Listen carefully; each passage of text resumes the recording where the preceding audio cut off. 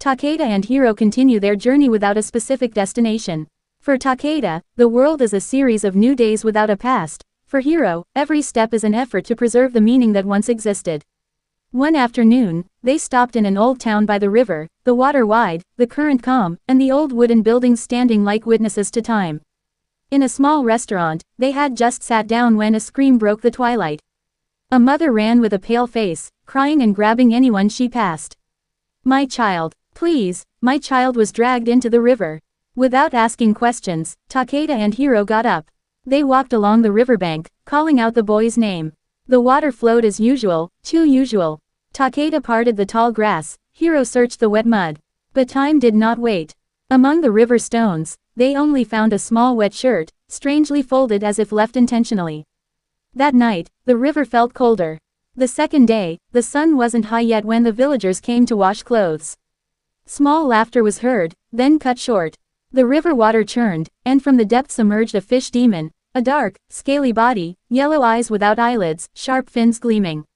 Screams erupted. Hiro moved first. His sword thrust forward, striking the scales, but only bounced off. The demon was too strong. With a single pull, Hiro was dragged into the middle of the river.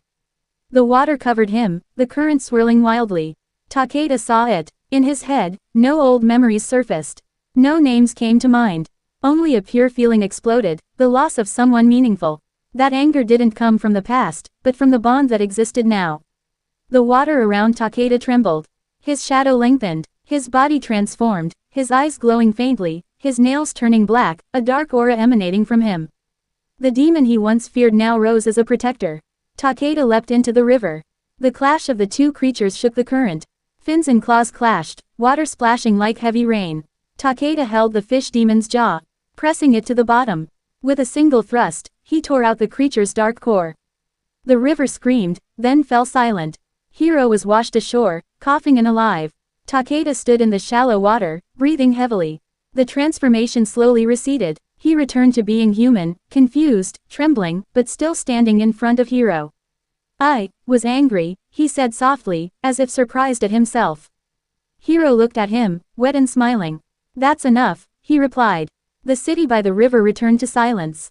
The citizens were safe. The river flowed as before, but now held a secret about a man without a past who chose to protect his friend, even if it meant bearing the shadow within himself. And the journey continued, with one question now following them. If Takeda could transform to protect, was that darkness a curse or a choice?